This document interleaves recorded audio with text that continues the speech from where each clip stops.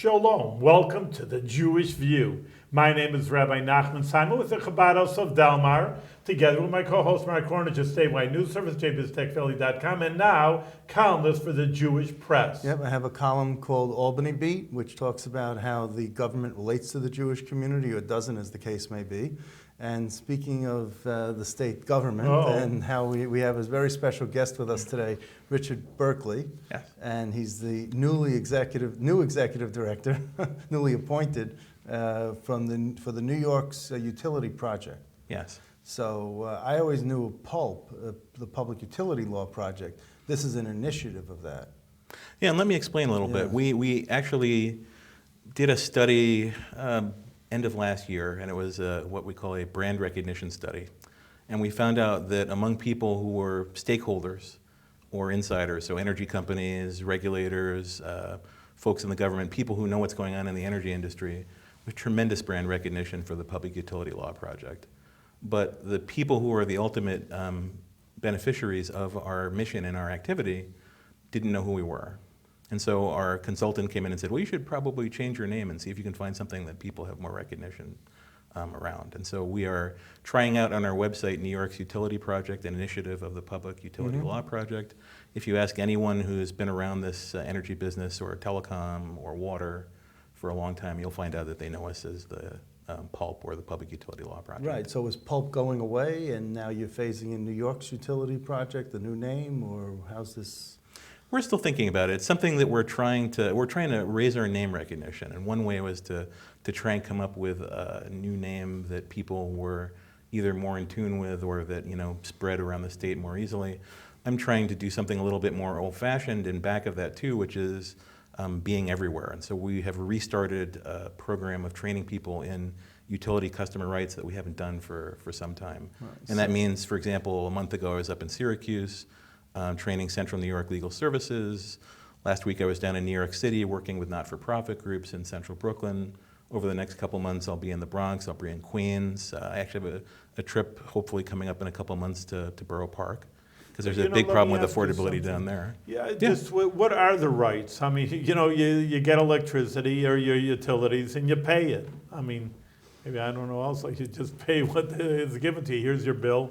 You don't like it, they'll turn it off. Much more complicated than that. All right, so that's what I'm asking. It's the modern era. It's always more complicated than that. So you may have been one of the fortunate few who didn't get behind on your utility bill during the polar vortex winter and in the couple of months afterwards. So we're talking about basically January through June of 2014. So a lot of people got significantly behind that year, and they got behind in some cases because they had budget billing, where they take previous year's activity and they say, okay, now Mark, you're going to pay $100 a month, and part of the year it'll be only 20, and part of the year it'll be 200, it'll average out, and then you'll have a small amount that you need to catch up on in May or June. Well, you may remember in the coldest year in modern times in New York State, a lot of people got way, way, way behind on their bills. And that would have been bad enough if energy had stayed the same cost. Those last few months, they were so behind. That when they came time to true up, they got a surprise. And not only that, but the year later, when they had to recalculate the budget, they looked at the higher month of usage from a year before with the polar vortex. So then 2015 became a spike. And it wasn't until like the middle of 2015 that they recalculated and got back to real normalcy. Exactly. So not only did we have an extremely cold winter in 14, we also had an unusual spike in the cost of energy. And so down in New York City, Con Edison, which gets a lot of bad press all the time because they're big, they were averaging something like a 70% increase in the cost of energy during the winter. In the Niagara Mohawk region and in Central Hudson, you were looking at between 100, National Grid, I always forget. You were looking at anywhere from 100% increase to as much as 300, 400, 500% increase in the cost of energy. So there were literally people who were thousands of dollars behind on their energy bill when it came time to true up at the end of the cold weather through no fault of their own. Well, they were doing what they thought they should be doing, and they got behind. Why is it through no fault of their own? Can't they just bundle up? I mean, I always say I like the winter better because I can always put on as many layers as possible. In the summer, you can only take off just so much before you get arrested. Yeah. But it was a surprise to them, though. They didn't expect all of a sudden do you to have get such a to? jump. But couldn't they still keep their thermostat at 68 or 65 and still just, I remember the energy crisis of the 70s where Jimmy Carter said, keep it at 68, and everyone really, did that. And, you just put on a few extra layers, an extra blanket, and you were fine. I always thought former President Carter just liked that sweater vest look, sort of like Mr. Rogers back then. I wasn't sure if his policy was around changing the way we dressed. No, but seriously, I think a lot of people were paying the budget billing amount that the expert in the field, the utility company, told them was the right thing to pay. Now, having said that, there were some people who were not on a budget bill, because not everybody does budget billing. Right. But there were some people who expected their typical, and let's assume that they're doing everything right. It's 68 degrees, maybe 50 when they leave for the day to go to work. Right.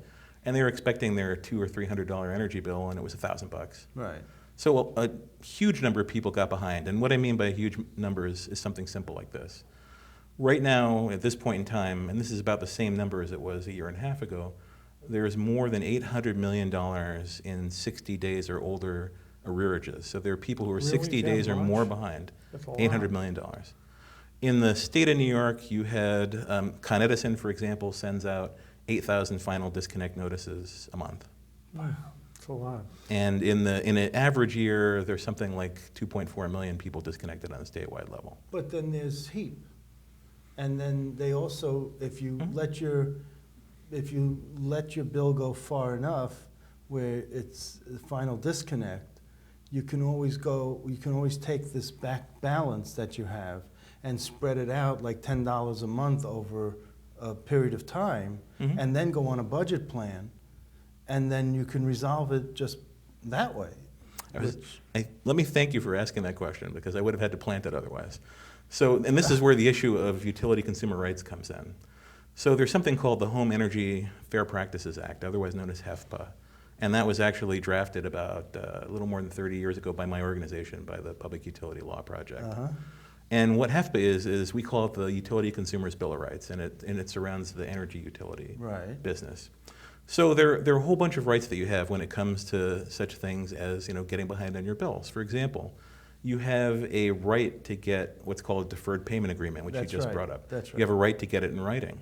That's right. Now, from time to time, and we won't name any utility names, but it is said that there are folks who answer the phones at the utilities when you call them up and say, I'm behind. And they act as if you don't have a right to have a deferred payment agreement. So they will act as if they're doing you a favor, and they'll say, you're behind, pay the whole thing if you want your service. Well, as you just said, you have a right, first of all, to say, I can only afford this much, and by the way, this is how much I can afford going forward to pay my arrearage. And there are a number of times that people will come in and we'll either hear about it indirectly through a community-based organization or legal services agency working with folks, or we'll hear it directly. And they'll say to us, that was never offered to us. And so we'll say, let's get on the phone with the energy utility then and talk to them. And they will generally offer a verbal deferred payment agreement, which, as we know, verbal contracts disappear as soon as you hang up the phone. Again, I'm not imputing any kind of misbehavior to the energy utility. That has been my experience, so let's put it that way. Okay. So we tell people, make sure eyes. that you get it in writing, always, because you have a legal right to have it in writing. Okay. And I think as if you it say, says it on your bill, it's in writing. Then and with the deferred payment. Well, no, you get a separate agreement. Right, but I'm saying when you see it on your bill, you get it in writing as the deferred payment, $10 a month, whatever. That wouldn't work in court. No. No. Okay. So you have a right to get a deferred payment agreement in writing. You have a right actually to negotiate down to what you can afford for your forward-looking payments on your arrearage. You can go as low as $0 on paying your back balance, although at some point you have to address it, obviously, otherwise you're going to continue to get behind. Now, where I thought you were actually going was that what you were going to say is, the Home Energy Assistance Program, otherwise known as HEAP, can help people. But the way that HEAP is designed in the state, and I would point out this is also an artifact of federal funding, the feds cut the amount of HEAP money by a third. So from $5.1 billion down to $3.4. Now, if you're in a warm state, not being able to get heating assistance, not a big deal. But for us folks in the Northeast, particularly the aggressively bad winters we've had, every bit of HEAP dollars cut is a problem for folks. But you know what else I found out the hard way? Is that when you go for HEAP and you get the $400 for the season, they put it towards the deferred payment. Yes, and if you're in a deferred payment agreement. And they don't put it towards what you need to pay, what you need it for is to pay your current bill, not to pay the deferred payment. not the back bill. So it goes for your back bill, and you're still stuck having to struggle to pay for your current bill. That's true. And actually, I'll toss another complication on top of that. And thank you for reading up on this, by the way, because most people are not as knowledgeable about this as you are. So another complication on top of this, yeah, we've all had that experience. Another complication is that there's only a certain number of people that can get into HEAP, because we only have a certain number of dollars. Right. People who have been in it before, assuming that the entity that is OTDA hasn't lost contact with them, Yeah. get automatically re-enrolled in it. But for people who are, and this is one of these things that you learn as you work more and more with low-income communities, which is that, there but for the grace of God. There are plenty of people who are going along perfectly fine, one catastrophic event in their life, and suddenly they've tipped down into a place where they have a problem financially. Yeah. And those are not people who are already in the HEAP registry. And HEAP runs out of money like that. That's right. And emergency HEAP, which can address problems even when you're on the HEAP program, but you have additional problems, emergency HEAP is gone like that.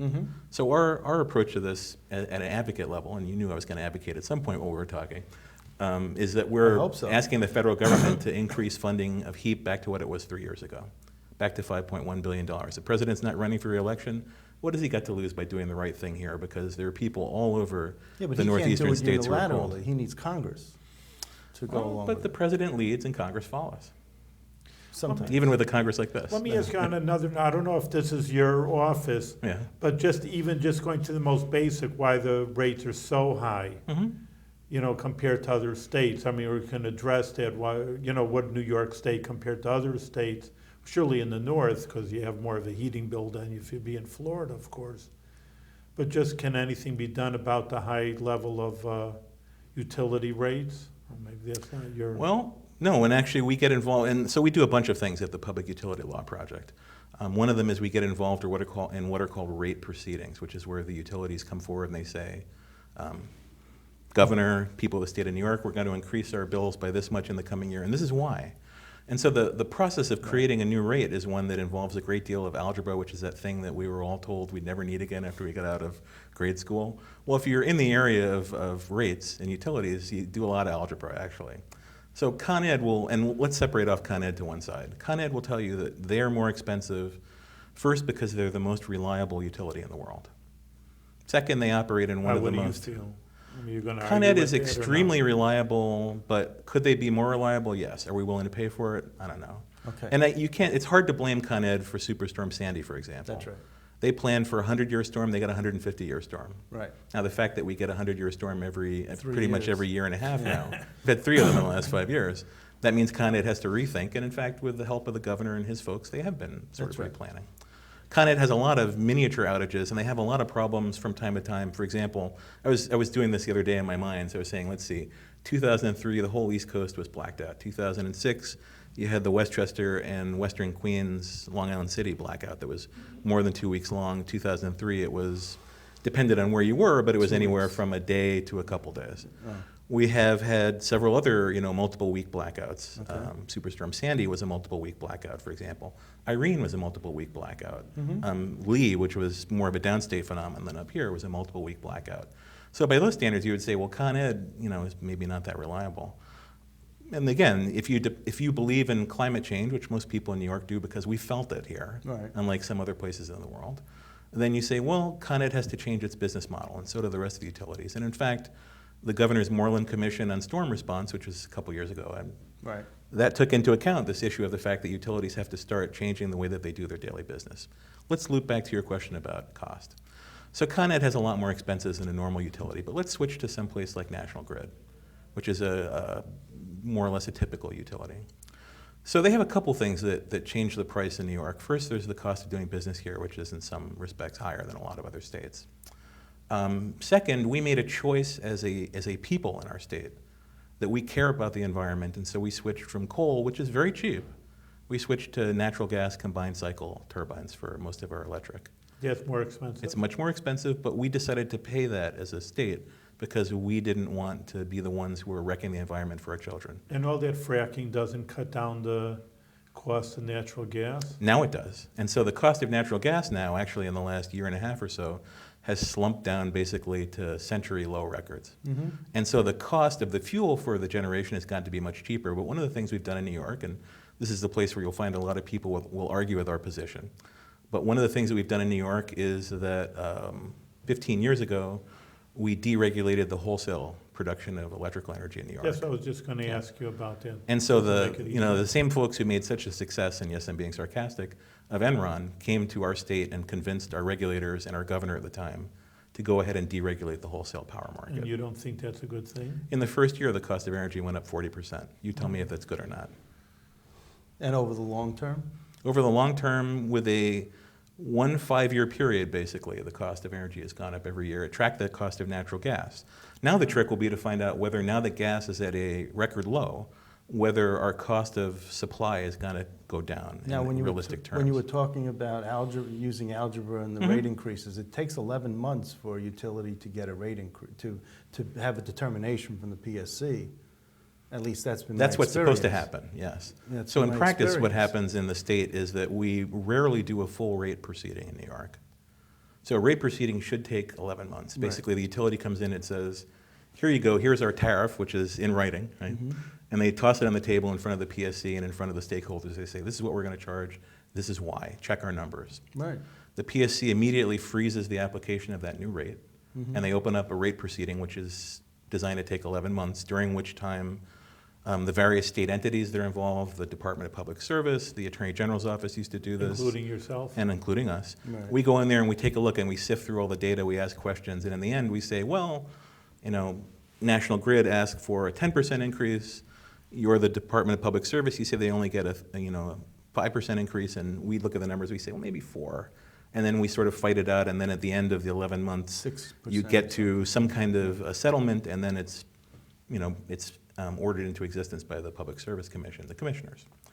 What's happened, and particularly this happened last year, so it's a very good time to see this, is that pretty much every major rate case that came forward has settled, and settled very quickly. And so they have been extending the previous rate year. Let's pick an example. So like New York State Electric and Gas and RG&E are the same company, owned in common Rochester by Gas and Iberdrola. Electric. Yes, I'm sorry. Okay. Rochester Gas and Electric, Electric and New York right. State Electric and Gas. Forgive me. So they're owned in common by Iberdrola, and they are asking for a new rate, but they haven't come in for a rate proceeding, which by law they're supposed to come in every year. They haven't come in since 2009. So 6 years they haven't had a rate proceeding. We advocate annual rate proceedings for a couple reasons. Now the utilities will say that's more expensive and it's going to add to the cost of energy. We say it's more transparent. Really? It gives you a chance to look at where the money is being spent and how. And by the way, occasionally, and I'll reference a National Grid proceeding from a few years ago, after the merger, it turned out that they were spending money on things that they're not allowed to spend it on. For example, bringing over polo ponies and Yeah. all kinds of nonsense, and it was in the newspapers and whatnot. So the discipline of an annual rate proceeding, which you very correctly point out is what's supposed to happen, is what gives the public, us, a chance to go take a look and see that our utility is behaving well, and that it's not charging things to us that it shouldn't be charging. But it also gives us a chance to hold down the prices. But when the utility doesn't come in Yeah. for a proceeding, doesn't the Public Service Commission be proactive and they put out a letter to the utility that says, you need to come in for a rate proceeding and we need to check your, what you're doing, even if you want to keep it at the same rate and you don't want an increase, we still need to see that you have this, that everything jives, everything adds up? Can't they? You would think that happens. But that's the Public Service Commission. I mean, Actually, what the shouldn't- Public Service Commission does is it gives essentially cash incentives to the utilities not to come back in. well, so who utilities allows get them to extra- do that? Who allows them to do that? The state legislature allows them to do that, right? The legislature could take action to reform the way that the Public Service Commission acts. And, No, but and as who- you know, because you've studied my background, I used to be the counsel to Assemblyman Richard Brodsky, Right. formerly from Westchester. Now I guess he's the Assemblyman without portfolio from the New York Times. But Richard was extremely active in the area of rate proceedings. I learned a tremendous amount from him. And you were And one of the also- things that we did is that we told the PSC that they had to bring in the utilities every year. And that was a multi-year battle. And eventually, by the time that Richard was getting ready, I'm trying to think, his last campaign, Uh-huh. we had gotten the PSC back to the point where they brought in the utilities every year. Now, the Public Service Commission will tell you that bringing in the utilities every year, as they should be coming in, is more expensive, it's more difficult for the utility, you end up charging more cost of rate proceedings to the public. We have always argued, when I was Richard and when I was with the New York State Senate, and then now Right, at the Public Utility Law Project, we agree that the cost of transparency is a cost that should be borne by the people. Okay. And when we are looking at how the utility is behaving, if we find that it's misbehaving, those are the costs that should be borne by the shareholders of the utility. What kind of cost is it compared to what Con Ed, all these utilities? Just to get a few lawyers or a few auditors to figure out what their rates are? It must be minuscule compared. I mean, what's the argument? I know, because they're It's a already good on question. staff. So, for example, in the case of in the case of Long Island Power Authority, they charged $4 million for the attorneys for the rate proceeding that's going on right now. In the case of Should New York be an State attorney, Electric Mark, Gas. that's the trouble over here. Well, I'm an attorney, and I'm not getting a piece of that. So, no. But in the NYSEG RG&E case, which is going on right now, it's $4 million a year, basically. I'm sorry, $4 million a separate company, so $8 million for attorneys in that case.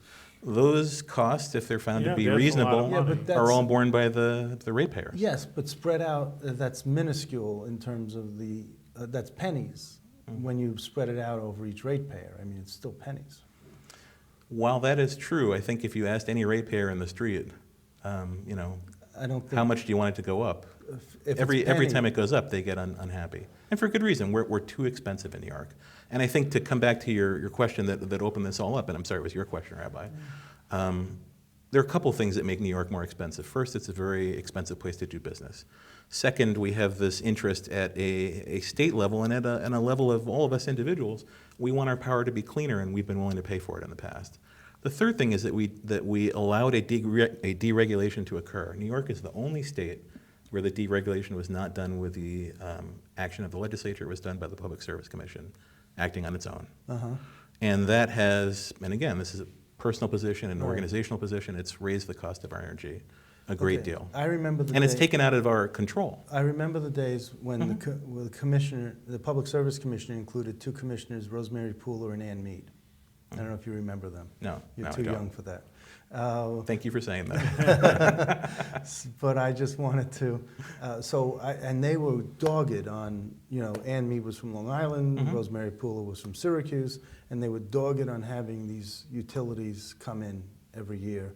And do we just have a wimpier Public Service Commission? Do we have a Public Service Commission that's more politically correct? I mean, how do we get, obviously the state Senate confirms these Public Service Commissioners. How come during the proceedings we don't press them on what your concerns are? And you worked for the Senate, you worked for Senator Parker. It did, yes. And he was the ranking chair of the Energy Committee. Yep. And in our time, I'm trying to think if we had anyone that came in for the PSC while I was working for the Senate Energy Committee. But even if we had, Yeah. I don't remember, to be honest. You'd have to go back and look. But typically speaking, for example, Gary Brown came in. I'm trying to think when I was working for Richard Brodsky. Right. He came in, he was asked some fairly difficult questions by, I'm trying to think of who was the head of the Senate Energy Committee. It was a Republican, pretty sure it was Jim Seward? Wright, Senator Wright, or it was either Senator Wright or Right. it was, so it was Senator from Wright. Watertown. So they yeah. asked a couple of difficult questions, but in the end, the reason that administrative agencies exist is that the legislature can't be an expert in everything. Right. And to some extent, you have to be willing to rely upon the expertise of the experts. Now, I think the legislature should be asking tougher questions of the Public Service Commission and of the New York Independent System Operator, which is the entity that controls the wholesale generation market. Mm-hmm. There should be, there should be all the things that we think of when we think of as good government. There should be oversight hearings, there should be corrective legislation, there should be tougher confirmation hearings. And all those things happen from time to time, but this is a multi-year effort. These things are very hard to turn around when you get enough momentum going in the direction we've been going. It takes a lot of work to turn us around to where we think we want to be. Let me ask you another question. You mentioned about coal, you mentioned about other types of energy. Again, we have some of the best nuclear plants in the country here. What about nuclear? I mean, what's your firm's position on nuclear? Should we be, expanding that, or, that's cheap energy. Well, to the extent that the organization has a position on energy, it's really, I'm trying to think of the right way to put it. We're more focused on lower cost for low and fixed income communities. So the poor, Right. seniors, the disabled, veterans, all these folks who are unable to, they have no elasticity in their ability Right. to pay. So we're more focused on keeping costs down. Right. With regard to nuclear, and I would point out this something that's very interesting, and I'll thank you again for another good segue. There's a plant called the Gunay plant, which Yeah. is up in the Rochester area, which is now come back for what you can call corporate welfare if you want to, but is otherwise described as a stabilization agreement. Uh-huh. So they've asked the ratepayers to pay them $175 million to stay open.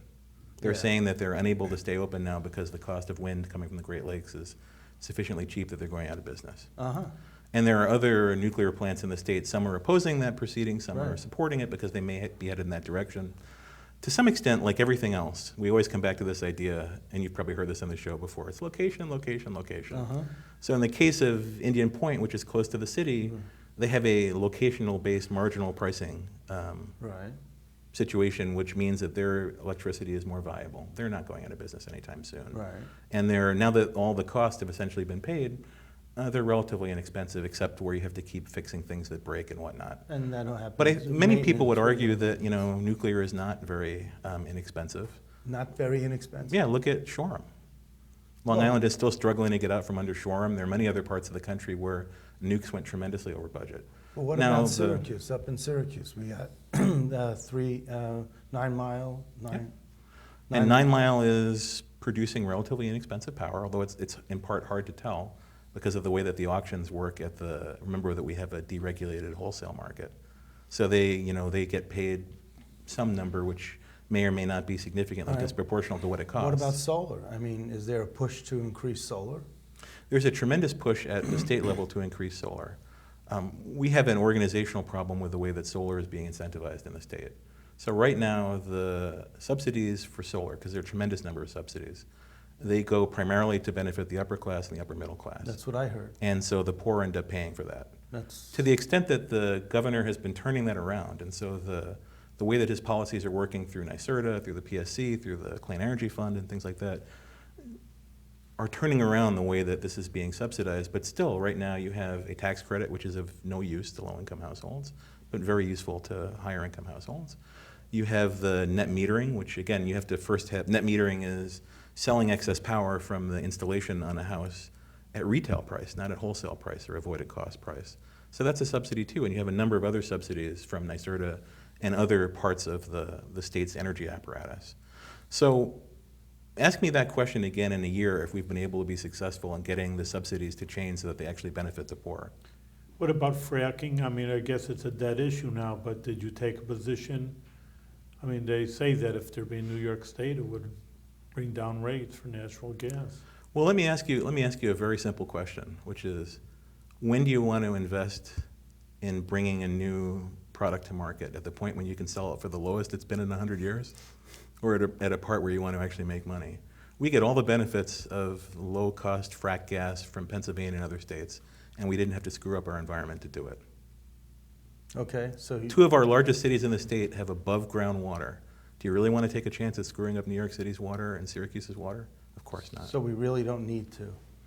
There may Have come a fracking. time when people will be able to make an argument that fracking can be done safely, but as a personal opinion, not as an organizational opinion. Until you can tell me that it is done safely, 100% safely, why do it? What about you not using the water to go down? And so it's not called hydro fracking, but it's, they have this other. Yeah, there's another process which is some kind of a gel. Right. Do you know what's in it? What? I have no idea. Tell me. That's the problem. Oh. So we don't know what's in the water and all the chemicals I'm in sure fracking. someone knows what's in the gel. Well, then they should tell us Yeah, they didn't and let tell us you. make a Have you scientific asked? analysis. Have you asked? Have you found No, out? but I will Have now. you done research? Okay. But in the case, to go back to fracking, many people asked, and the fracking company said, Right, that's I proprietary. No, I understand Yeah. with the hydrofracking, they said it's proprietary, but with this gel, I don't think it's proprietary. I think they're more willing Honestly, to. I'm with you. It's new enough on the scene that it's hard to know what that argument is going to look like. Okay. Now, we have 18,000 traditional natural gas wells in New York State. Most people don't know that, but they're all over the southern tier in western New York. And those are operated in a fairly responsible and clean manner. Okay. It's just hydrofracking is, sort of playing on the edge. Get a little bit more out of a non-producing well, and if someone else has to pay the cost of the cleanup, oh well. Well, in New York, we don't want to pay the cost of Well, you someone know else's what? cleanup. I'm going to get into trouble for saying this, but I always said they should try the hydrofracking in Tioga County, Yeah. because if that county went away, no one would notice. Yeah, so nice. Mark, let's leave it on a good note over here. We're out of time, and just want to thank you for coming and doing good work for Thank the you. people of New York State. And we will ask you to come back in a year and see the progress that has been made for the Well, thank you, and I utilities. want to talk about Borough Park the next time too, Yes. All right. we- if it's okay with you guys. Yes, Beautiful. we'll get to that next time.